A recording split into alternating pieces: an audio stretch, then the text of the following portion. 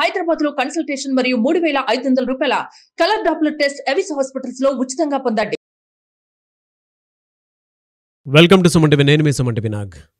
కోల్కతా ఇన్సిడెంట్కి సంబంధించిన దాంట్లో ఈరోజు కనుక మనం చూస్తే junior doctors post mortem report మీద కొన్ని అభ్యంతరాలు వ్యక్తపరుస్తున్నట్లు తెలుస్తోంది. అయితే ఇవాళ సుప్రీంకోర్టు హీరింగ్స్ తర్వాత కూడా చాలా విషయాలు వెలుగులోకి రావటం జరిగింది. అండ్ అక్కడ ఉన్నటువంటి గవర్నమెంట్ దీనిపైన ఏ రకంగా చూసుకున్నా కూడా జస్టిస్ త్వరితగతిన వచ్చే అవకాశం ఉందో లేదో అనేటువంటి ఆలోచనతోటి ఆ సైడ్ నుంచి కొన్ని నెగటివ్స్ కూడా చేస్తున్నాయి అనేటువంటి విషయాలు అయితే మనకు చూసేటప్పుడు కొన్ని అర్థమవుతూ ఉంటాయి.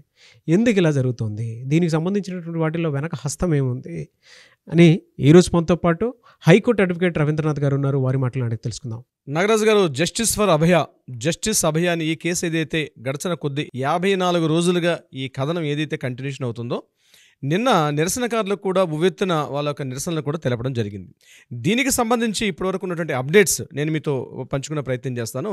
ముందుగా సంజయ్ రాయ్ అండ్ సందీప్ ఘోష్ వీళ్ళిద్దరినీ కూడా నిన్న కంటిన్యూగా రాత్రి 12 గంటల వరకు కూడా విచారణ చేయడం జరిగింది. అంటే ఇప్పటివరకు సందీప్ ఘోష్ని కేవలం ఒక ఫైనాన్షియల్ అలిగేషన్స్, అదేవిధంగా అక్రమాస్తులకు సంబంధించి ఈడీ దర్యాప్తులు చేశారు. కానీ ఈ కేసుకు సంబంధించి అంటే కాలేజీలో ఏం జరిగింది, అంటే ఇప్పటివరకు ఉన్నటువంటి వాళ్ళ యొక్క ఎవిడెన్సెస్ అన్ని తీసుకున్నారు.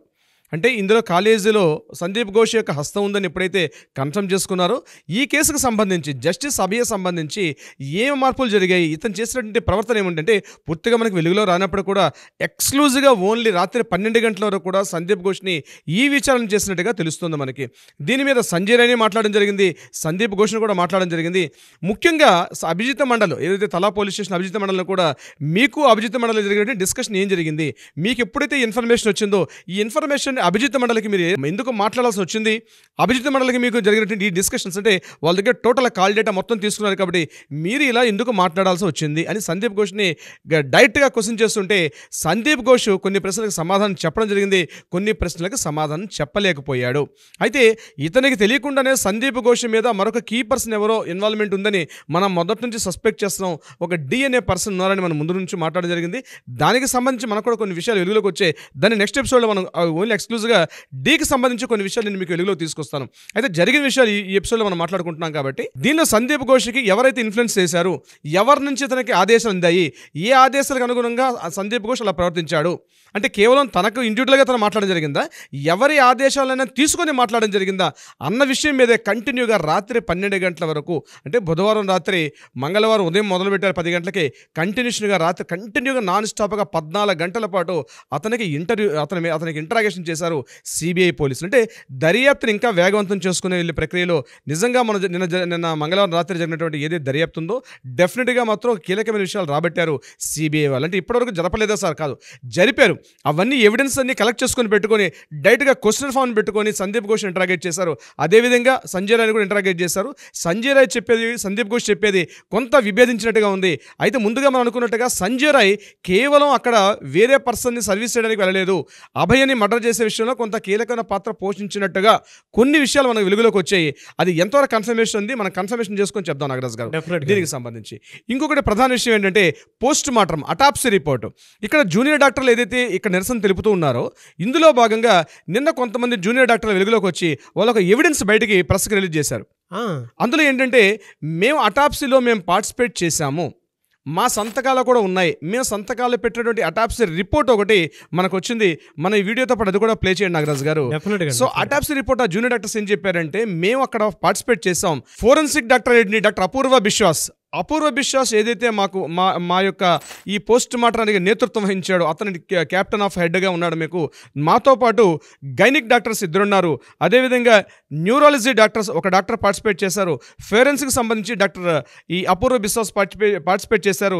2 రెసిడెంట్ డాక్టర్స్, ఒక PGT స్టూడెంట్ కూడా మాతో పాటు ఉన్నారని చెప్తూ ఒక 5 డాక్టర్ల సిగ్నేచర్, అంటే మొత్తం పోస్ట్ మార్టం రిపోర్ట్ వెలుగులోకి తీసుకొని రాలేదు, కొన్ని సుప్రీంకోర్టు గైడ్లైన్స్ వల్ల టోటల్ పోస్ట్ మార్టం రిపోర్ట్ తీసుకున్నప్పుడు కూడా కింద సిగ్నేచర్స్ అయితే ఏం పెట్టారు, మేము సిబ్బందిని కన్ఫర్మ్ చేస్తున్నామని చెప్తూ జూనియర్ డాక్టర్స్ యొక్క బృందం ఒక 5 సంతకాలు పెట్టిన ఒక లెటర్ని బయటకు రిలీజ్ చేయడం జరిగింది.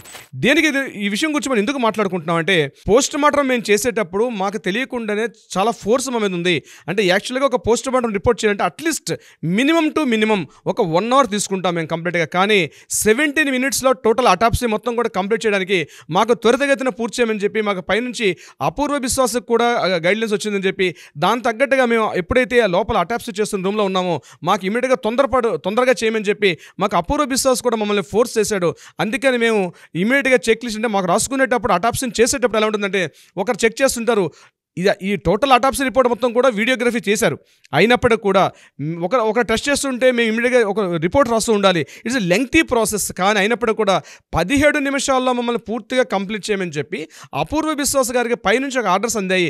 దాని తగ్గట్టుగా అతను తొందరగా ఈ ఫోర్స్ని చేశారు అని చెప్పి జూనియర్ డాక్టర్ 17 నిమిషాల్లోనే అయిపోవాలని చెప్పేశారు. పావు గంటలో కంప్లీట్ చేసేసేయండి అటాప్సీ రిపోర్ట్ అని చెప్పి, దానికి తగ్గట్టుగా త్వరగా అతను ఇమీడియట్గా తీసుకెళ్లి పోస్ట్ మార్టం అయిపోగానే ఇమీడియట్గా క్రిమేషన్ కూడా చేసేయాలని చెప్పి వాళ్ళకి గైడ్లైన్స్ అందే. కాబట్టి మేము అనుకున్నట్టుగా ఈ యొక్క అటాప్సీ రిపోర్ట్ చేయలేకపోయాము అని చెప్పి వాళ్ళు బయటకు వచ్చి జూనియర్ డాక్టర్స్ మాట్లాడడం జరిగింది. ఎవరైతే ఈ అటాప్సీలో పార్టిసిపేట్ చేసినటువంటి డాక్టర్స్ ఇప్పుడు నేను చెప్పిన లిస్ట్లో వాళ్ళు బయటకు వచ్చి చెప్పారు. దాని తగ్గట్టుగా ఆ కంటెంట్ మొత్తం కూడా వాళ్ళు రాశారు, ఇది రిలీజ్ చేశారు. ఇక నెక్స్ట్ పాయింట్ ఏంటంటే, ఒక ఇంట్రెస్టింగ్ న్యూస్ ఒకటి జరిగింది నాగరాజ్ గారు. ఒకటి ఇవి ఇలా జరుగుతుండగానే జూనియర్ డాక్టర్స్ యొక్క ప్రతినిధుల బృందం మొత్తం కూడా ఆర్జికర్ మెడికల్ కాలేజీలో ప్రిన్సిపాల్ ఛాంబర్కి ఎదురుగుండా ఉన్నటువంటి పీజీబీ గార్డెన్స్ ఎదురుగుండా ఒక శిల్పాన్ని ప్రతిష్ఠించారు జూనియర్ డాక్టర్లు. ఆ శిల్పపు ప్రతిమ ఎలా ఉంటుందంటే, ఒక ఏడుస్తున్నట్టు ఆక్రందనలతో అరుస్తున్నటువంటి ఒక అమ్మాయి యొక్క ఆక్రందన, అంటే టోటల్గా హెయిర్ అంతా ఉండి గొంతు తరుస్తున్నట్టుగా ఒక శిలా విగ్రహాన్ని, ఒక శిల్పాన్ని అక్కడ ప్రతిష్ఠించారు. ఆ శిలా విగ్రహం ఎలా ఉంటుందంటే, గట్టిగా అరుస్తున్నటువంటి ఒక అమ్మాయి యొక్క శిల్పం ఆకాశాన్ని చూస్తూ గట్టిగా అరుస్తున్నటువంటి ఒక నల్ల రాతితో చేసినటువంటి ఒక fibre glass, black colour fibre గ్లాస్తో చేసినటువంటి ఒక ఆక్రందన, ఒక ఆర్తనాదాన్ని గట్టిగా వెలుగుతూ ఆకాశానికి రోధిస్తున్నటువంటి ఒక శిల్పాన్ని అక్కడ ప్రతిష్ఠించడం జరిగింది నిన్న జూనియర్ డాక్టర్స్. ఆ శిల్పాన్ని చెక్కినటువంటి అభయ ఆత్మ న్యాయం కోసం ఏడుస్తుందేమో అన్న భావన కలుగుతుంది మా మనసులో. చాలా బాధ అనిపించింది సార్ నాకు. సో ఆ అమ్మాయి యొక్క ఆర్తనాదం ఎలా ఉందంటే, కంప్లీట్గా చెవుల మీదకి పూర్తిగా ఆ యొక్క హెయిర్ అంతా ఫాలో అయిపోయి ఆ అమ్మాయి గొంతెత్తి ఎవరో తన దేహాన్ని గట్టిగా చిదిమేస్తుంటే ఆ ఫీలింగ్స్ అన్నీ కూడా ఎక్స్ప్రెషన్స్ ఫేస్లో ఎట్లా వస్తాయి, ముఖంలో ఎంత బాగా ప్రతిబింబిస్తుంది అన్నది ఆర్టిస్ట్ అయినటువంటి ఆసిత్స్ అయినటువంటి ఒక శిల్పకారుడు అద్భుతంగా చెక్కినటువంటి ఫైబర్ గ్లాస్తో చేసిన ఒక నల్లగా ఉన్నటువంటి, అంటే black age indicates is the ఒక ఆక్రందన, ఒక అనైతికాన్ని నిదర్శనంగా చూపిస్తుంది బ్లాక్ కలర్. ఆ బ్లాక్ కలర్లో ఉన్నటువంటి ఒక శిలా విగ్రహం చూసిన వాళ్ళందరూ కూడా కాసేపు ఇప్పుడు మీరు ఇందాక అన్నట్టుగా అబ్బా అంటే చూడంగానే చాలు, అంటే ఎన్నో వేల భావాలను పలికించే ఒక శిల్పాన్ని అక్కడ ప్రతిష్ఠింపజేశారు. నాకైతే మీరు అలా చెప్పేటప్పుడు మా ఇంట్లో వాళ్ళు గుర్తొచ్చారు సార్ నాకు. అంటే మనకి అనిపిస్తూ ఉంటుంది కదా, మనకు తెలియకుండా ఇప్పుడు మన ఇంట్లో వాళ్ళే ఎక్కడంటే అక్కడ తిరుగుతూ ఉంటారు మామూలుగా, ఏ కూరగాయలకనో లేదంటే ఆఫీసులకనో వెళ్ళడానికి అని చెప్పేసి. బట్ ఎంత దారుణమైనటువంటి హింసకు గురవుతున్నారు అనుకున్నటువంటి ఆలోచన వస్తుంటేనే చాలా భయంగాను ఆందోళనగాను అనిపించింది నాకు.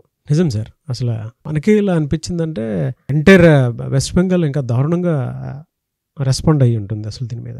అవునండి నాగరాజు గారు, మీరు చెప్పేది 100% రైట్. మన తల్లిగా, మన చెల్లిగా, మన సోదరిగా ఎన్నో పాత్రలు పోషిస్తున్న ఒక మహిళ, మన జీవితాల్లో మహిళ లేనటువంటి జీవితాన్ని మనం ఊహించుకోవడం చాలా దుర్లభం, చాలా కష్టం. అడుగడుగున చిన్నప్పటి నుంచి మన ప్రతి స్థాయిలో కూడా అమ్మాయి ఉంటుంది. హాస్పిటల్కి వెళ్తామండి, ముఖ్యంగా నాగరాజు గారు, ఏదో గాయం తగిలి వెళ్తాం, లేదా తెలియకుండా వ్యాధితో వెళ్తాం హాస్పిటల్కి, బాధతో వెళ్తాం. వెళ్ళేటప్పటికి మనకి ఇమ్మీడియట్గా సిస్టర్ని పిలుచుకుంటామండి. మనం వాడే వర్డ్ ఏంటంటే సిస్టర్ అని పిలుస్తాం. మనం అక్కడ ఉంటుండే వర్డ్ని సిస్టర్ వస్తారు, మనకి అది ఇంజక్షన్ ఇవ్వడం కానీ, నర్సింగ్ డాక్టర్ గారు వస్తారు, చెక్ చేస్తారు, it's part of. But sister part, nursing పార్ట్లో ఉన్న సిస్టర్ చేస్తారు. అందుకని మనం ప్రేమతో సిస్టర్ అని పిలుచుకుంటాం. హాస్పిటల్కి వెళ్తే పిలవాల్సిన వర్డ్ కూడా అదే సిస్టర్ అని. అక్కడ మనం వేరే దృక్కోణం ఉండదు. కానీ ఎంత క్రూర మృగాలండి వాళ్ళకి, ఎట్లా అనిపిస్తుంది అసలు వాళ్ళకి. మనకి ఒంట్లో మనకి చీము నెత్తురు కాలుతుంటే దాన్ని కాటన్తో తుడిచి దాన్ని మొత్తం క్లీన్ చేసి ఆ గాయాన్ని పూర్తిగా శుభ్రం చేసి ఎప్పటికప్పుడు బ్యాండేజ్ చేసే పనులు ఇంట్లో మన తల్లి తర్వాత మళ్ళీ ఆ పాత్ర చేసే బాధ్యత ఆ సిస్టర్ని పిలిపించుకున్నటువంటి ఒక నర్సింగ్ వాళ్ళకి ఉంటుందండి నాగరాజు గారు. ఎగ్జాక్ట్లీ. అసలు అలాంటి హాస్పిటల్లో ఇంత దారుణ కృత్యం జరగడం అంది కలకత్తా ప్రజలు తట్టుకోలేక తట్టుకోలేకపోతున్నారు. వాళ్ళ ఆవేశాన్ని ఎన్ని రకాలుగా కోర్టులు మాట్లాడుతున్నాయి, చట్టాలు మాట్లాడుతున్నాయి, గవర్నర్ రాజకీయ నాయకులు మాట్లాడుతున్నారు అయినప్పటికీ కూడా, కానీ సామాన్య ప్రజానీకం, సామాన్య వ్యక్తులు చాలా చాలా సెంటిమెంటల్గా ఉంటారండి. వెస్ట్ బెంగాల్ ప్రజలు చాలా సెంటిమెంటల్ పర్సన్స్. ఇది మనకి ఎన్నో వందల నుంచి కూడా తెలుసు. కానీ ఈ విషయం తట్టుకోలేకపోతున్నారు. ఈ యొక్క శిల్పం గురించి మనం మాట్లాడుకుంటే, ఎక్కడైతే ఈ శిల్పాన్ని ఏర్పాటు చేస్తారో ఆ శిల్పం కింద కొన్ని వర్డ్స్ రాయడం జరిగింది. ఆ వర్డ్స్ ని మీతో షేర్ చేసుకునే ప్రయత్నం చేస్తాను. కింద ఏం రాశారంటే, ఆగస్టు 9న అభయ అనుభవించిన క్రూరత్వానికి నిదర్శనంగా ఉద్దేశించబడినటువంటిది ఈ శిల్పం అని కింద ఉన్నటువంటి ఒక అక్షరాలతో, అంటే శిలాక్షరాలతో రాయడం జరిగింది. దానికి సంబంధించినటువంటి ఆ యొక్క ఇమేజ్ని చూస్తున్న నాగరాజు గారు, ఈ ఆగస్టు 9 నుంచి ఇప్పటి వరకు ఆ యొక్క జూనియర్ డాక్టర్లు ఎంత తపన పడుతున్నారో న్యాయం జరగాలని, మరలా తమ భవిష్యత్తుకి తమతో పాటు పనిచేస్తున్నటువంటి మిగిలిన వైద్యాధికారులు కావచ్చు, నర్సింగ్ సిబ్బంది కావచ్చు, మేము అనుభవిస్తున్నటువంటి బాధలు ఈ రాజకీయ నాయకుల యొక్క కుళ్ళు రాజకీయ నాయకులతోటి ఎంతగా చిదిమేస్తున్నాయి మా యొక్క జీవితాలని. ఇట్లాంటిది మరలా జరగకూడదు. జరిగిందేదో జరిగింది ఇప్పటిదాకా. ఇప్పటికైనా న్యాయస్థానాలు ముందుకొచ్చి మాకు సరైన తీర్పు ద్వారా అటు అమ్మాయికి న్యాయం జరగాలి, మేము పనిచేస్తున్న మా వైద్య సిబ్బందికి కూడా సరైన భద్రతాపరం రక్షణ చేయడం ఉన్నప్పుడే మేము ప్రజలకు మరింత సేవ చేయగలుగుతాం అనే విషయం మీద వాళ్ళ శిల్పం దగ్గరకు వచ్చి మాట్లాడిన మాటలు చాలామంది వేలాది హృదయాలను రంజింపజేశాయి. నాగరాజు గారు, ప్రీవియస్గా పనిచేసిన వాళ్ళు, ప్రస్తుతం పనిచేస్తున్న న్యాయవాదులు అందరూ కూడా కలిసి ఒక సమూహంగా ఏర్పాటి ఒక సెమినార్ని ఏర్పాటు చేసుకున్నారు నిన్న వెస్ట్ బెంగాల్ నుండి రవీంద్ర సదన్ బిల్డింగ్లో.